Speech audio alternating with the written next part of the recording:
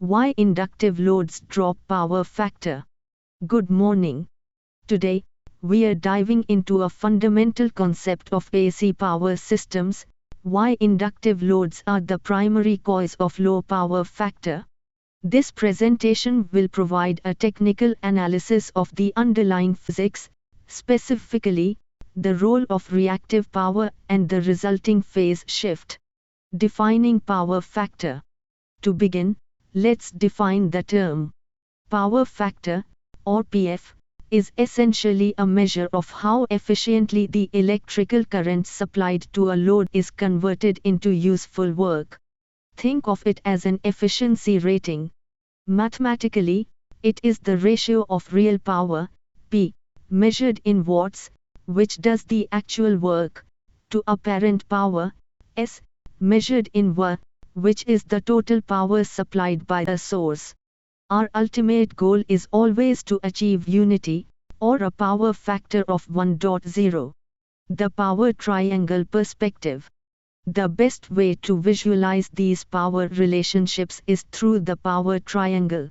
This triangle shows apparent power, S, as the hypotenuse. The adjacent side is real power, P, the useful work. Crucially, the opposite side is reactive power, Q.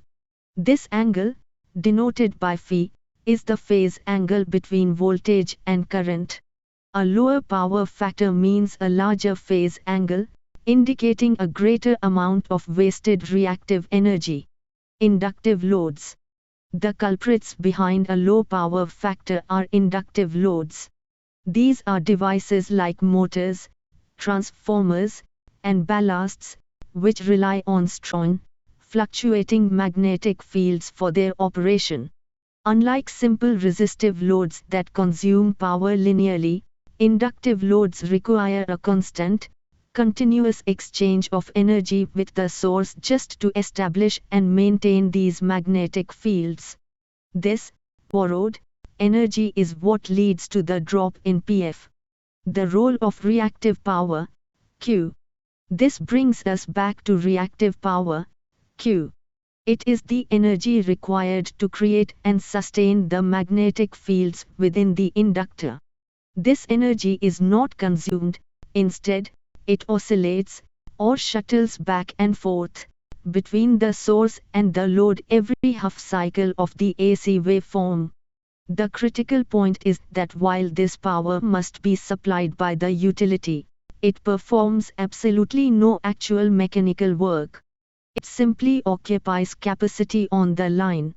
The phase shift. The most direct consequence of reactive power is the phase shift. In a purely resistive circuit, voltage and current are perfectly synchronized. But for an inductor, the process of building the magnetic field delays the current flow. Therefore, the current waveform actively lags behind the voltage. The larger this phase shift, this angle phi, the lower your power factor will be. Theoretically, a purely inductive circuit would have a 90-degree lag, and a power factor of 0. Impact of load variation. The power factor of an induction motor is not a fixed value, it changes significantly based on the mechanical load. As shown in the chart, the magnetizing current, the reactive component, remains relatively steady. However, when a motor runs at partial or no load, the real power drops dramatically. This causes the power factor to plunge, sometimes to as low as 0.25 when the motor is running idle, making lightly loaded induction motors particularly problematic. System-wide consequences. A low power factor has several negative, system-wide consequences. First, it demands higher overall current for the same useful power, leading to increased I²R resistive heating losses in all conductors. Second, this excessive current causes significant voltage drops throughout the distribution network. And finally, it reduces the overall capacity of your system, as much of the supplied energy is wasted on merely shuffling reactive power back and forth. The utility penalty. Low power factor doesn't just impact internal efficiency, it hits the bottom line. Utility companies often levy substantial financial penalties on industrial customers whose power factor drops below a specific contractually mandated threshold, typically 0.9 lagging. This penalty is designed to incentivize facilities to correct their power factor and reduce the strain they place on the public grid. Correcting the issue. Fortunately, the issue is highly manageable. The standard solution is power factor correction using shunt capacitors.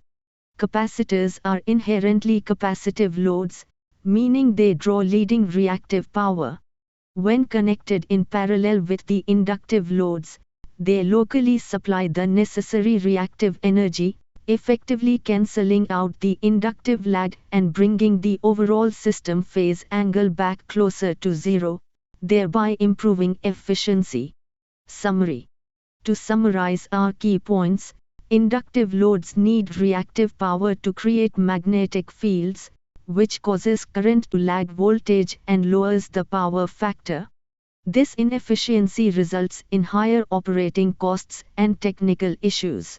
The solution is the strategic application of capacitor banks to neutralize the inductive reactance, ensuring optimal energy utilization. Q&A. Thank you for your attention. I hope this analysis has provided clarity on the effects of inductive loads. I'd be happy to take any questions you have.